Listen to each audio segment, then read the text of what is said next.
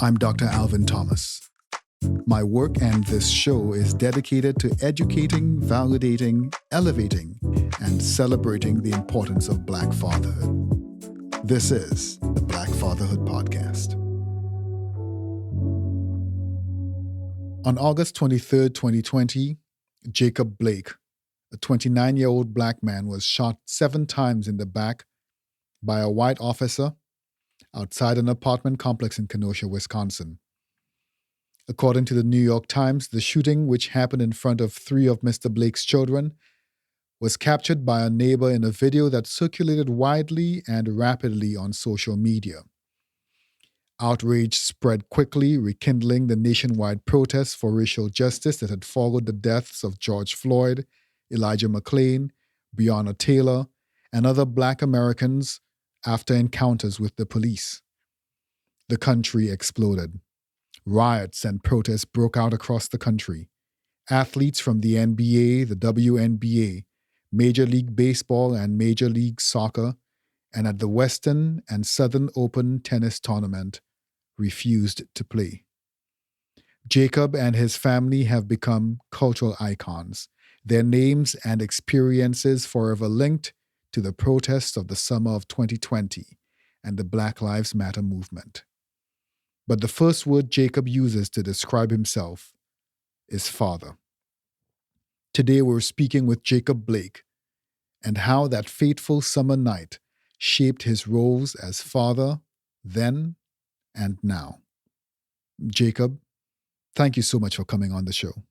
So let's actually start with your own father. How did your father or maybe your grandfather talk to you about being a black man in America as you were growing up? Unfortunately, my grandfather passed when my father was 11 years old. And a big surprise to the world may be that my father really wasn't around too much when I was younger. But I still had this respect for this man, and I looked up to him, and he was pretty much my vision of God.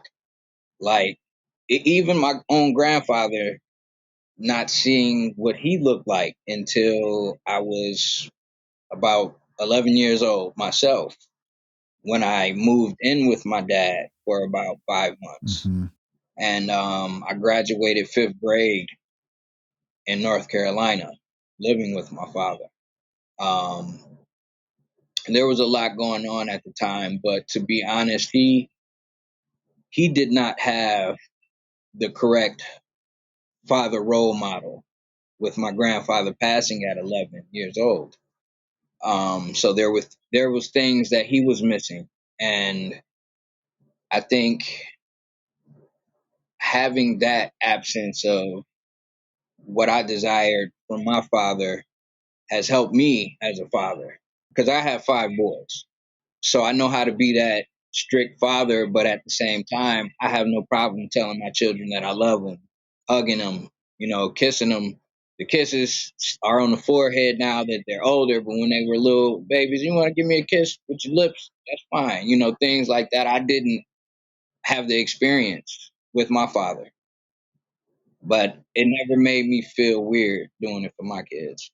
So you talked about your father not having that frame of reference, that context, because he lost his father, and he's fathering you.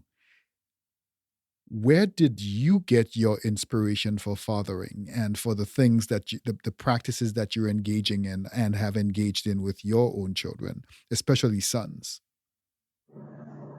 The majority of it came from my mother, my grandmother, but I had a variety of men in my life that were positive enough to the point where I would look for certain things in this man and that man. Okay. I guess people call me the jack of all trades, because I've done everything from building houses to working in the bakery, you know. And when I was about 20 years old is when I really wanted to get married. I really wanted to be a husband. I wanted to be a father. And I actually became a father at 16, but the mother was a little older than me. And I wanted a relationship to the point where he would have me and her whenever, but that it didn't work out like that. So when I was 20 years old, I really wanted to get out of Evanston because of things that I seen that was coming. Mm-hmm. And at the same time, being a father is I think me missing that father that I never had made me want to be one even more, you know. So it's just it's deep. And I've come to the realization that it was bothering me up until the age of 24, 25. It really bothered me not having my dad. And I didn't notice that until this happened to me. So you talked about, so there's this absence that you're feeling about not having your dad when you were growing up, and that's somewhere in the background kind of bubbling, but you're also doing kind of what you talked about, this jack of all trades, picking up a little bit here, a little bit of something here.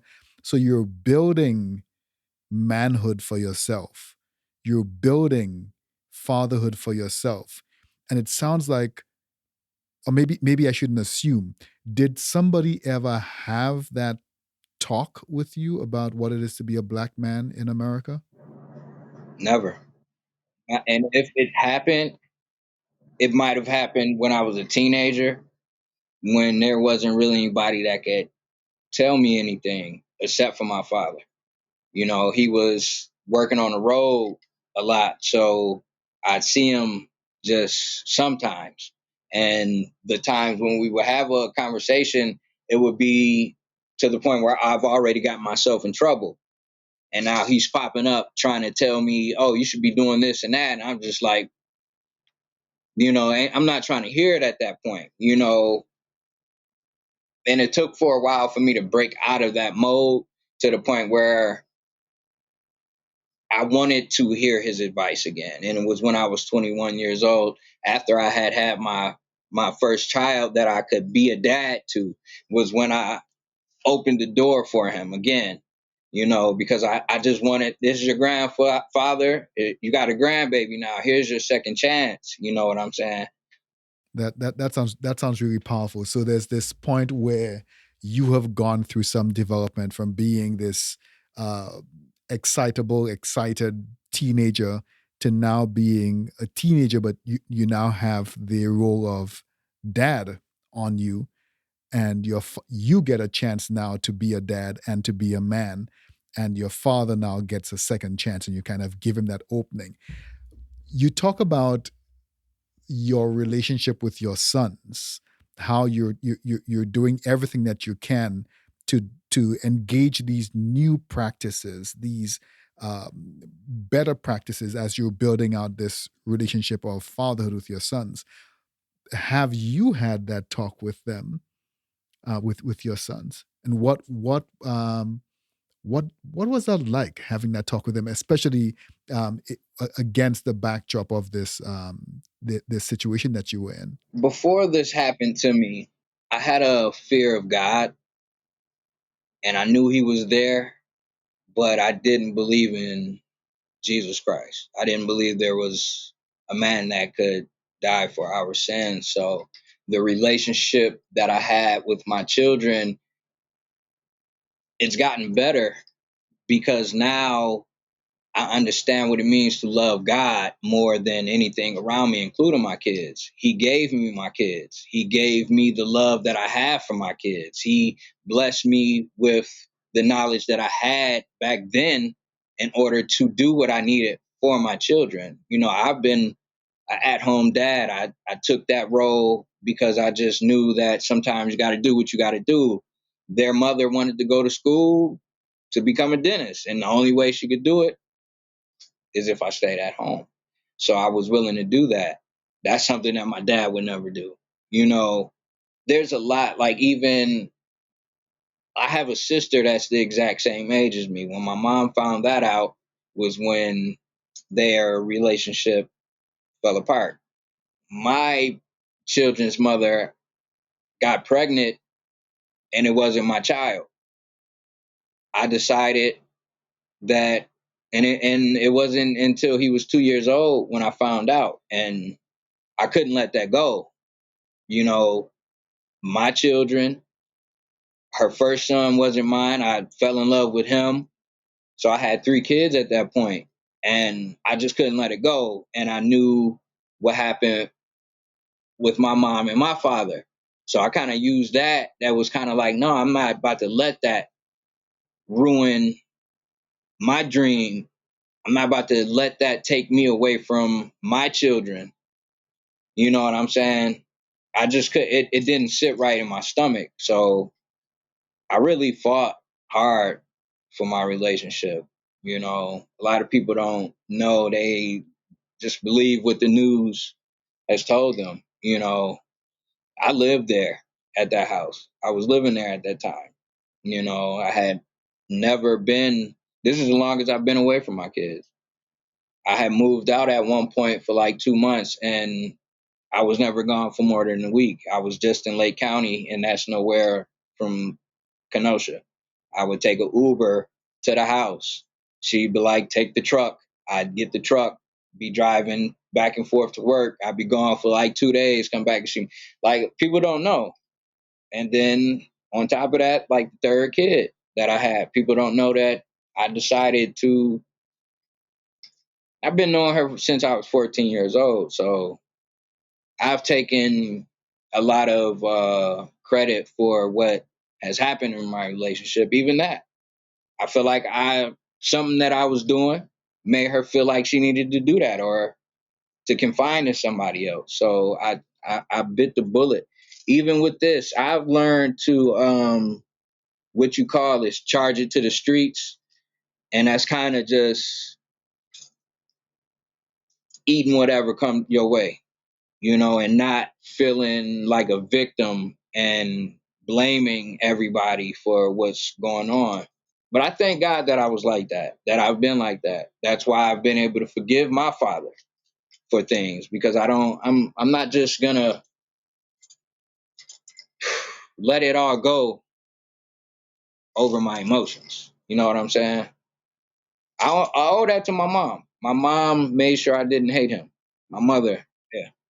I appreciate how from the beginning of this interview, of this conversation, you've been talking about your children, and that seems to be the core. So it is exactly what you said, that when you think of yourself, father is the first word that comes up. um, Yeah. and we I think of your of your of 3 of the kids who were with you at the time, who were 3, 5, and 8 at the time, and were in the car at the time of the shooting. um, what was going through your mind during those first few moments and in the days and months that followed after? You know, a lot of people don't know. I thank God that I only had 2 children in my car. I didn't have my third, my youngest. He was 2 years old at the time, and he was sleeping. So when I decided that I wanted to leave because the argument that was going down, that's when I started going in. One of my kids was outside on a bike. I told him, get in the car. He seen it in my face. He got right off the bike, got in the car. I went inside, got my oldest. I walked him out. It was his birthday. He was inside playing with Legos that day. I went and got him, put him in the car, and then I went back in and got my youngest. And she stopped me on the way out, like, he's asleep. Just let him stay here. And she grabbed me. I pulled away one time, but then I could tell that she didn't want to let me take him. So I let him stay. Had I taken him out there was a bullet that went through me and hit the back seat. Had I had all 3 of them in there, Lord knows what would happen. So to answer your question, How do I feel? How did I feel? I was infuriated when it happened. But when you're shot, you can't really express your anger. When the initial altercation started, I wasn't angry. I was afraid. I was very afraid. A lot of people don't know that I've been beat up by the police before. When I was 14 years old, I was beat up real bad, put in the hospital by them. I got a picture of it. So it's like it's not new. So it was fear. It wasn't. I wasn't fighting, but in my head the whole time, my heart is beating, and I'm just like they're trying to kill me. So I wanted to get to my kids, and just in my head was like, dude, just tell them you're gonna be okay. I'll be back home, because they never seen me get arrested by the police ever, never any of that. They've been to my house. Police have been to my house plenty of times, just like they said, but never have arrested me. Never have they had to do anything like that. So it's a lot that goes into it. The way that I felt, the anger, and how I dealt with it, even when I was on the ground just bleeding out, how I dealt with that anger, and I chose to let it go because I'm like, dude, you're dying. So I just started praying and asking God to wrap his arms around my babies. I'm like, because they're gonna need that love, and Lord, I can't give it to them no more. I just prayed for them, just kept praying for them. I was, in my eyes, I was dead. I was smoked. So I didn't ask him to save my life. Not one time. I asked him to take the pain, but I never asked him, Lord, let me live. Lord, I thought I was dead, you know.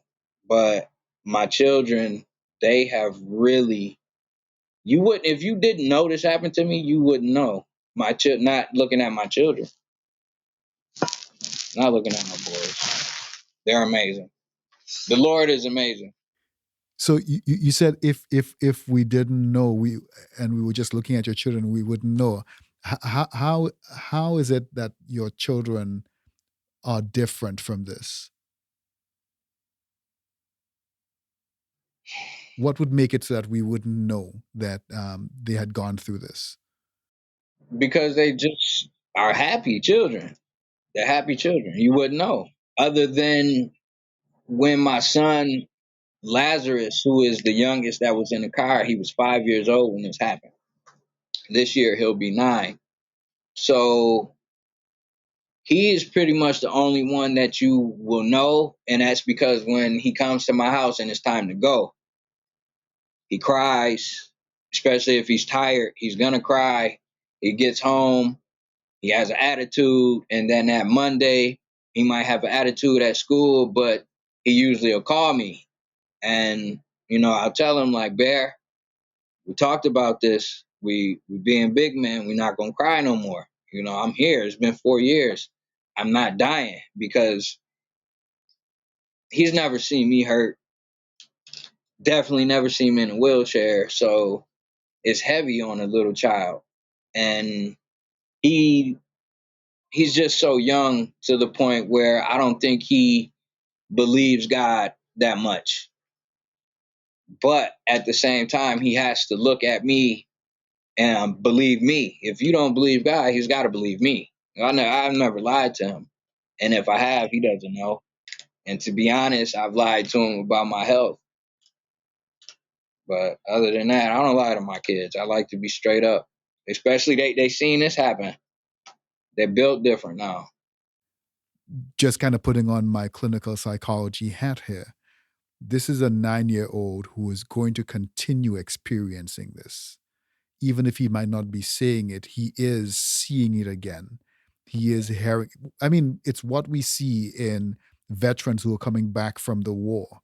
Loud sounds and other smells and whatnot will trigger him. And so I wonder what kinds of assistance is available to you and to them, even the younger ones who might not seem like they they've been affected, what they're seeing it now. They can go on YouTube, they can read about it. What kinds of assistance is available for them currently to help them with their mental health? Well, I try to keep them off YouTube, and it's not just because of what they'll see what happened to me, but it's everything that's out there. When it comes to the clinical help,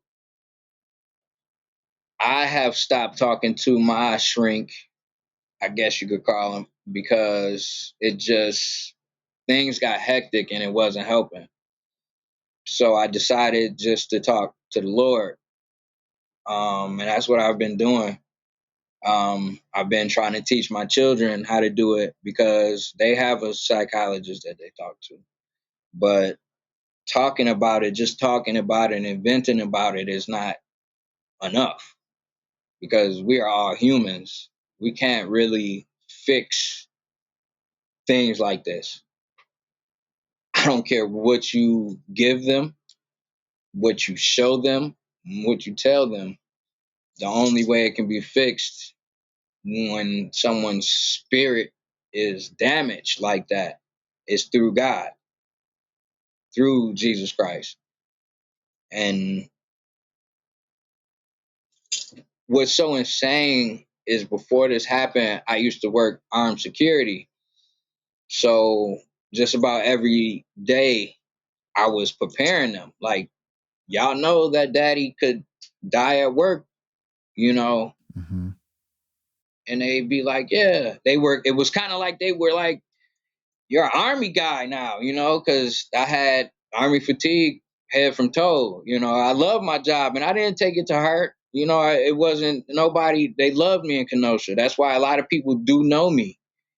Like the entire block that burned down, the bar that I worked at wasn't burned down at the end of the block. So people from there could have got turned up. I was supposed to work that night, Sunday. They know when I work. You know, I'm at the point where I'm ready to talk about this more. I've been hurting so bad, and even when I was supposed to talk to you guys, I still had a little emotion behind it that I wasn't ready for this conversation. So shout out to Shesky. He meant evil.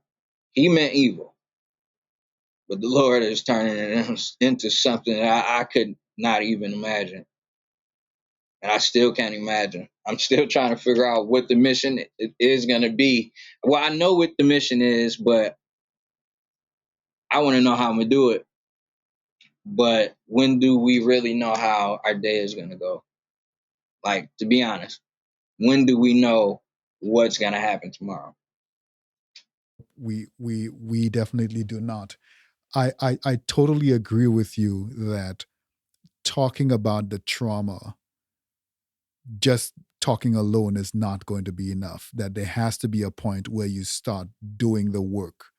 And part of that work is tapping into your faith, tapping into your belief, and finding space, finding meaning, making meaning from your experience into your faith, and finding strength in your faith to move from day to day.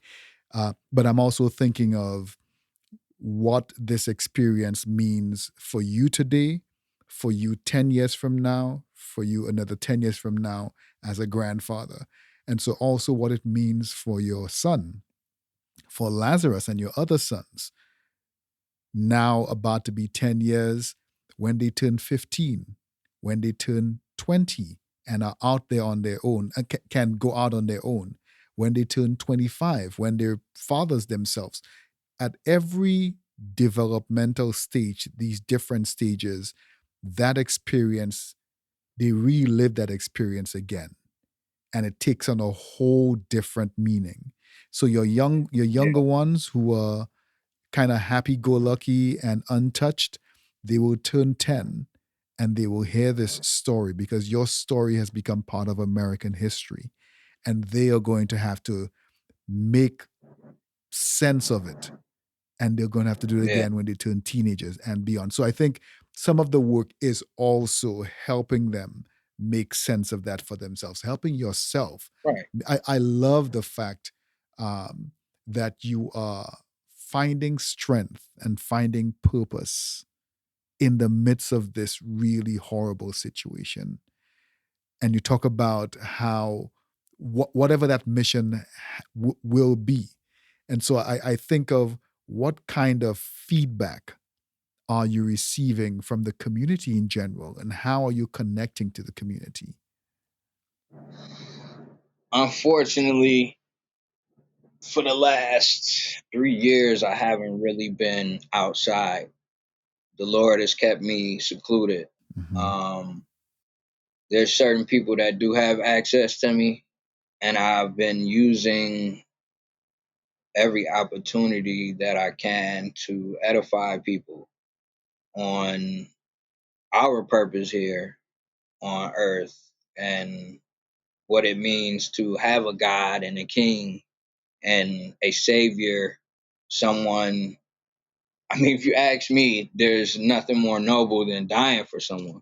If I had a friend that took those 7 bullets for me, with everything in my body, I'm going to make sure their family is good. You know what I'm saying? And that person's name is forever going to be in my heart, all of that. But at the same time, that's just a person. They died, they took 7 bullets for me, but that's all they could do. So now, knowing that I have a king that suffered sort of like I am, just like everybody else is, where I find purpose from this situation is almost exactly what I'm doing right now. Hmm.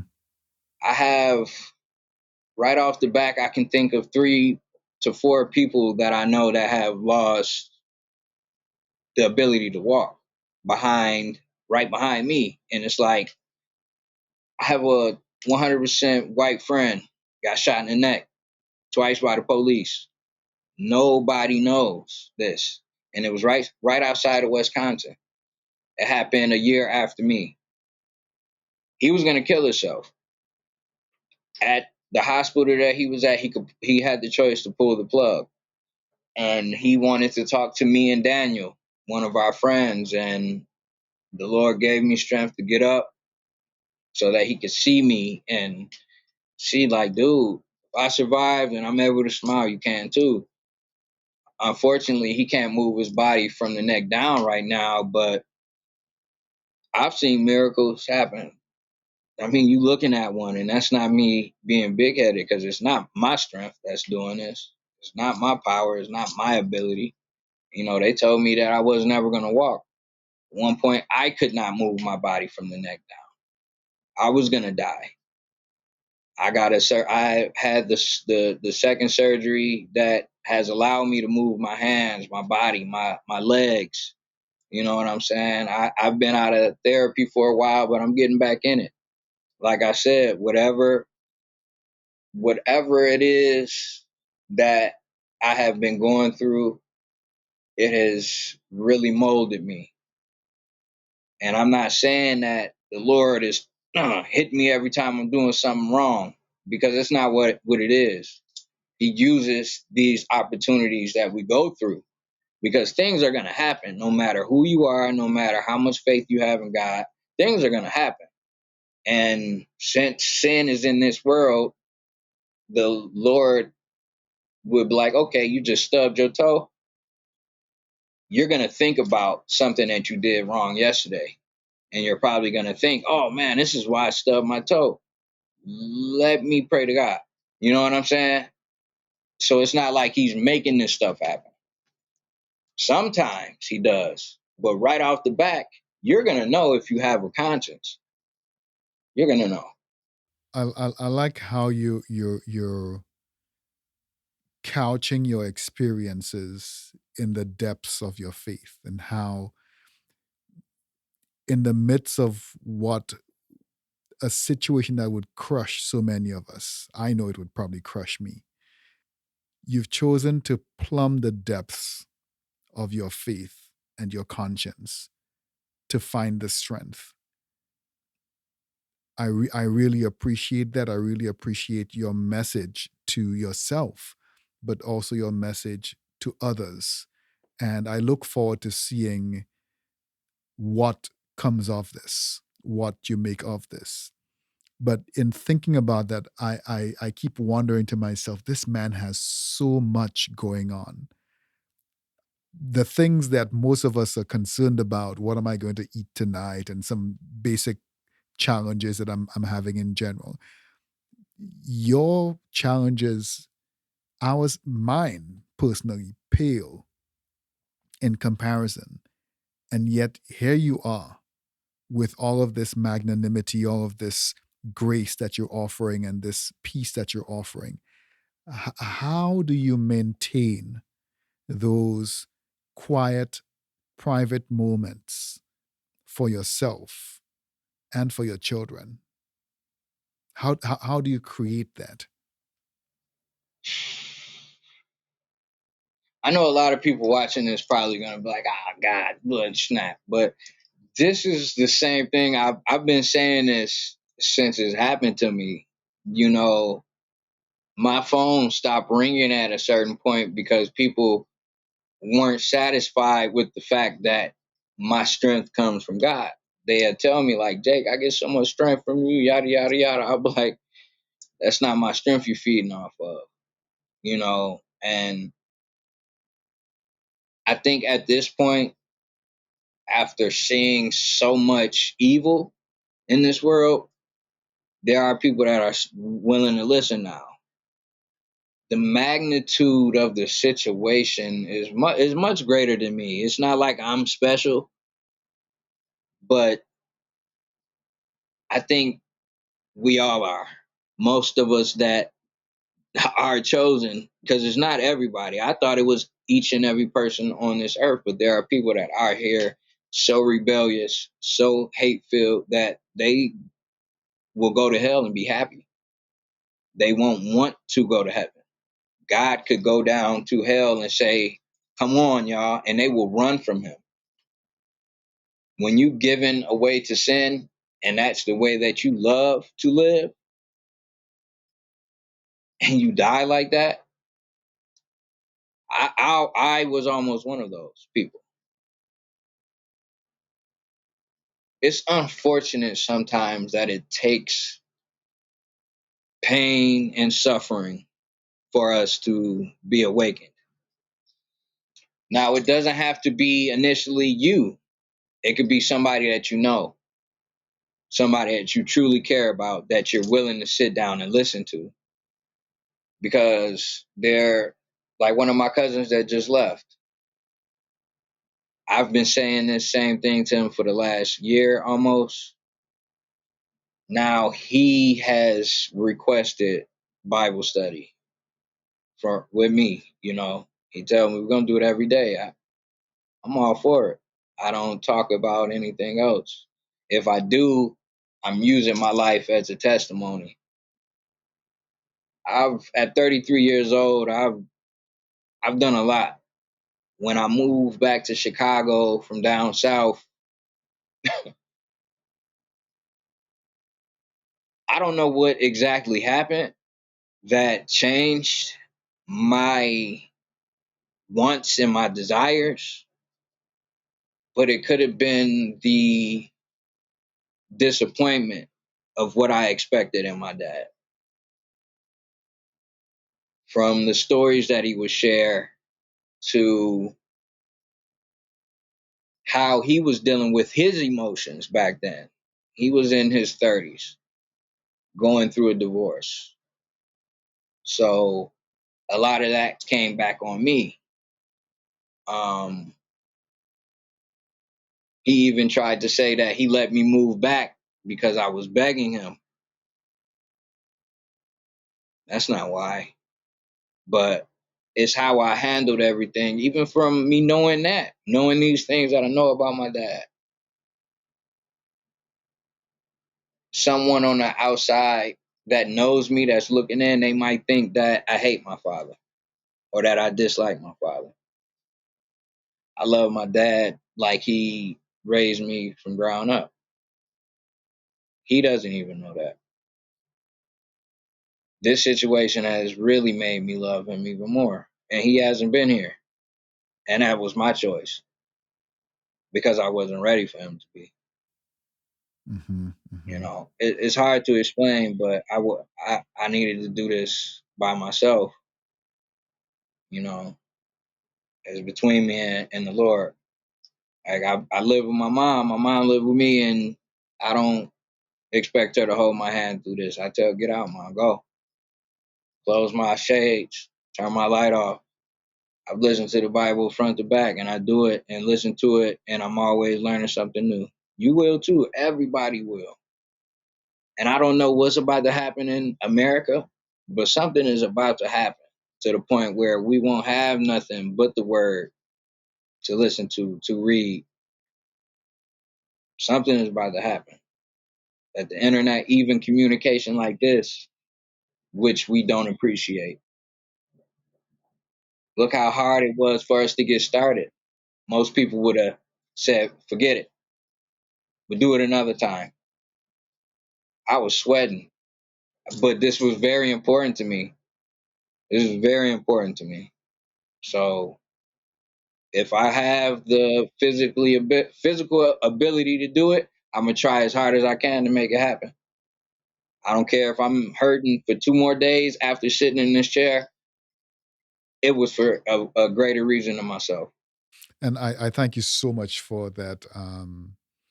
Because I was concerned when we were having the technical difficulties. One, because it was going to physically stress you out, but also mentally stress you out. So I thank you so much for your grace extended to us in continuing to have the conversation.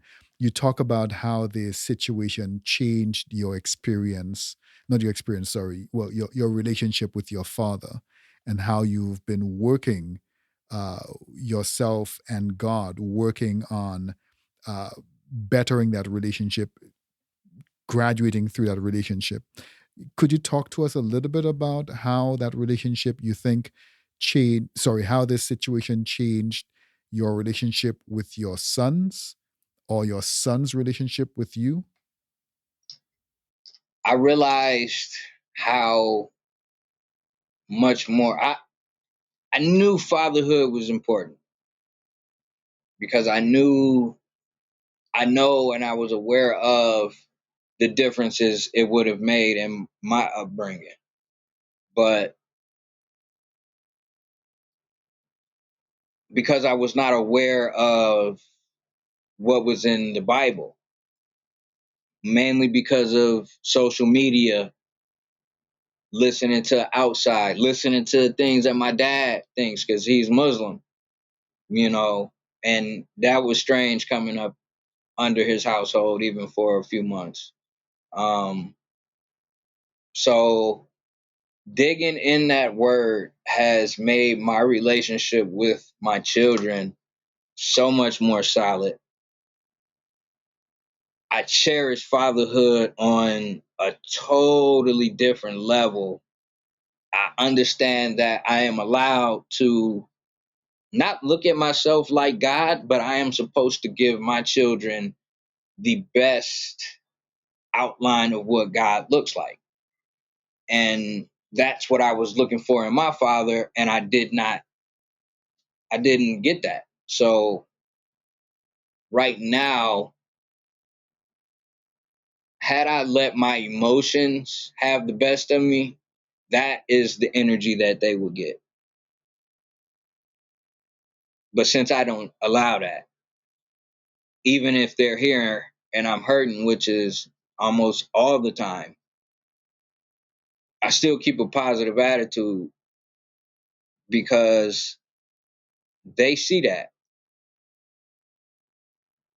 and they don't have really excuses for me. If they get in trouble, they're not like, oh, I was mad or had a bad day. They're remorseful for it. Like I'm sorry, I couldn't handle it. And when they call me and we pray. It smooths out their day, and it's like just with a prayer that they have remembered that they didn't know before I got shot. It's a prayer in the Bible. Our Father in heaven, hallowed be thy name. At 5, 6 years old, my son learned it. So it was incredible. And he was 2 years old when this happened to me. He didn't remember. If I would have died that day, he would not know me. And his name is Bagheera. He's my youngest. When I was 12 years old, I didn't know this prayer. And I definitely didn't know when I was their age. I didn't even know it when I was 29 years old. I used to read the book of Revelations and be frightened, or Revelation, shall I say, but it is revealing who Christ is. And I think that's why a lot of people find it frightening, because especially when you living in sin, of course you're going to be frightened by that, because it talks about heaven and hell. And you don't hear nobody else really talking about that except for him. Thank you.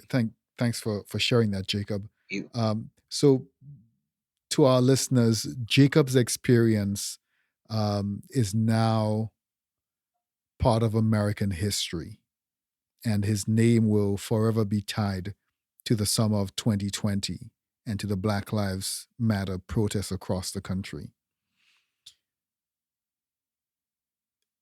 But our understanding of Jacob's life at this point is very sanitized. We have these very specific facts that we have gleaned across the media and across the internet about what took place and what his life might look like.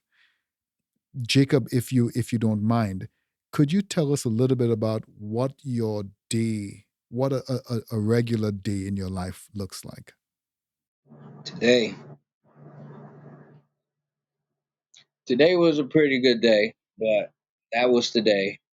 I found a masseuse who can speak English, and she's been doing it for 30 years. So I found out that I have knots in my back, from my neck to, I think, the back of my calf. Just my body's real tight. I've been out of therapy for almost 2 years due to just the pain. I was not aware that I was supposed to be getting rubbed down at least every other day. Um, I honestly just started doing that within the last 6 months, Mm-hmm.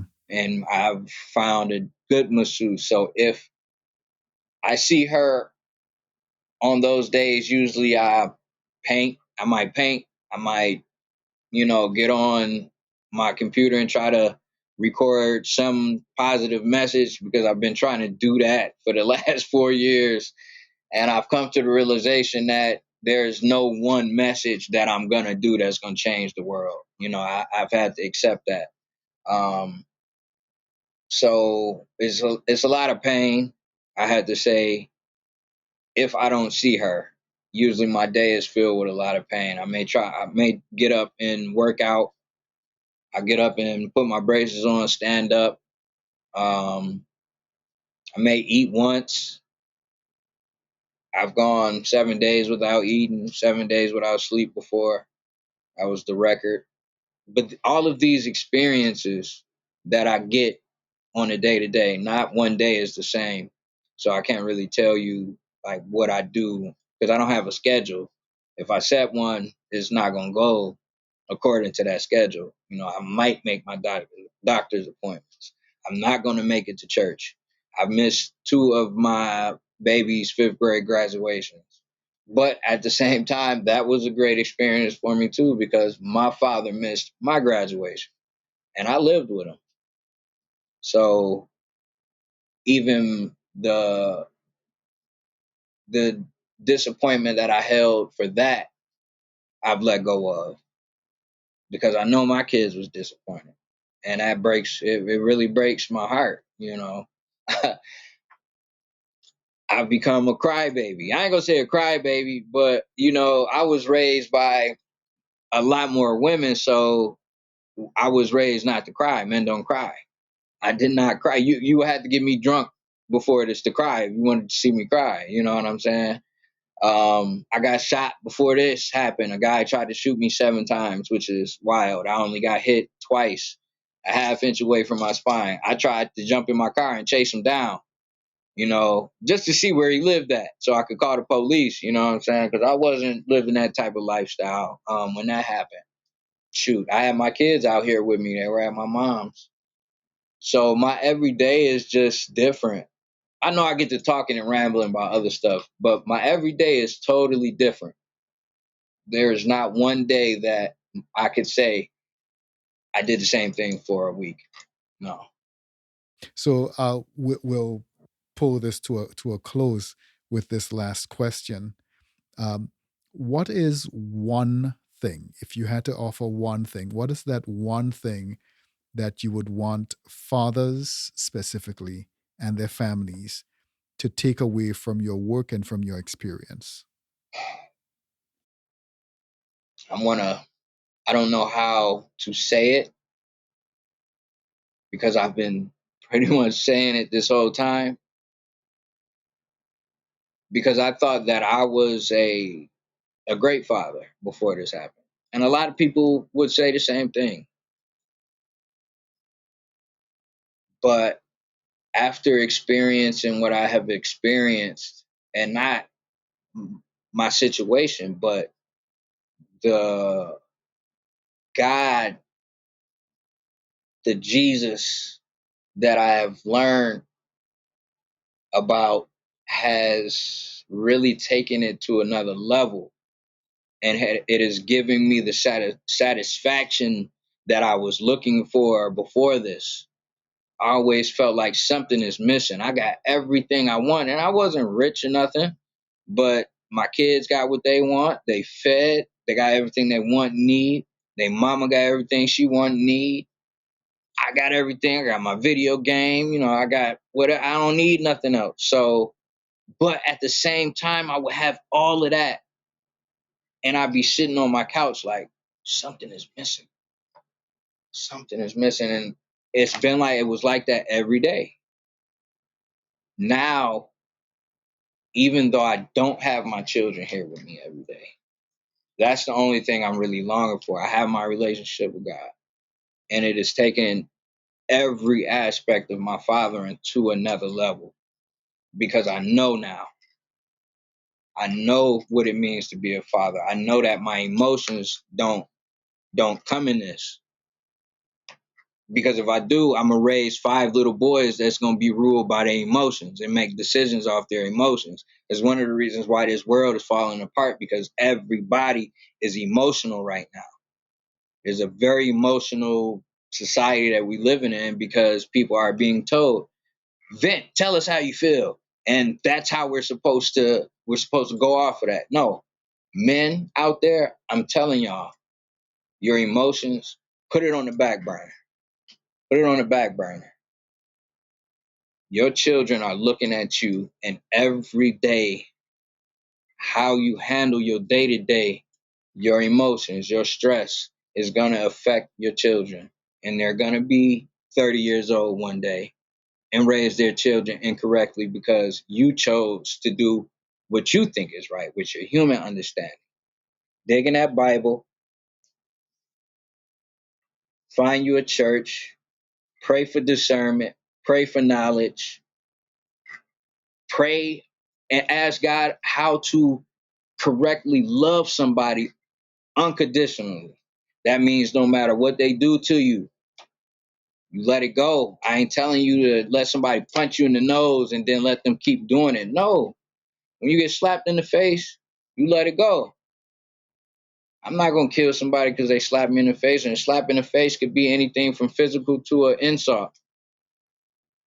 Why would I burn down a whole town because somebody killed my son? It happens. It's been happening since day one. They killed Jesus Christ. They tortured him to death. And the Lord showed a lot of restraint. He didn't destroy this world. My takeaway, I say what they should take away from is get in that Bible. That's my greatest advice. Sorry. No worries. Thank you so much, Jacob. I know that you have a lot more to share, And I love how you always go back to those core elements of yourself, your faith and your family. Thank you so much for sharing that with us. It was really a pleasure having this conversation with you. Thank you for having me. It's been a joy. As you see, I could run my mouth all day about it. It's a joy for me, man. What a sobering reminder of 2020 and the history that was created. Horrible, messy history from 2020 and beyond. And to step in today and hear the reality, the humanity that is the life of Jacob Blake and his children and his family and his community. It is awesome to also hear how Jacob is working on his healing, both physical and emotional. It is encouraging the narrative that he is building around his story, his attempt to find purpose and mission in the midst of a traumatic and almost deadly situation. It is also encouraging that he has found in the depths of faith a narrative that allows him to heal physically and emotionally, that he has plumbed the depths of his own faith to find meaning beyond where he had found meaning before, that he has also found a renewed commitment to his role as father, a renewed dedication to his children and to those who form his immediate family. And we celebrate that with him. We also celebrate his desire to support and assist his children, and at the same time, concerned that there will continue to be space for Jacob to heal, but also for the healing of his children. What this traumatic situation, this traumatic incident, will mean for his 8-year-old son 5 years from now, what it will mean for his 5 and 3-year-olds 5 and 10 years from now, and 20 years from now. At each developmental stage, the truth, horrible and graphic, will create a different narrative, and as such will have differing effects on their mental and emotional health. And hopefully, there will be assistance for them. There will be faith, as Jacob will provide that, but there needs to also be a careful analysis of how these situations, how the reliving of this trauma is likely to affect the lives of more Black men. In this case, these Black boys who experienced it with their father. Therapy is necessary. How therapy looks, we get to determine that. But the space for being able to explore, create, unearth, and redefine things for ourselves, that is complementary to the work of faith. And so I thank Jacob for sharing his story and for sharing his family with us and sharing the struggles that have ensued since this experience. And I have no doubt that Jacob is eternally committed to his sons and eternally committed to their healing and to them finding their purpose as he seeks his purpose. I have no doubt that we will be hearing that name again in better circumstances. We will hear of Jacob Blake and his rise. We will hear again of Jacob Blake and his eventual overcoming of this situation. I also look forward to hearing how his sons have evolved and have become even better beyond this situation. Thank you so much again for listening. You've been listening to the Black Fatherhood podcast. I'm your host, Dr. Alvin Thomas. I'm a clinical psychologist, researcher, and the director of the TriLab at the University of Wisconsin-Madison's School of Human Ecology. Original music for our series was composed and performed by Micaiah De Silva. Our series producer is Joe Ruby. The podcast is supported by the School of Human Ecology at the University of Wisconsin-Madison. And you can follow me on Twitter at Dr_AT758. That's Dr_AT758. And on the web at thomaslab.humanecology.wisc.edu. Make sure to subscribe to the Black Fatherhood podcast wherever you listen to your podcasts.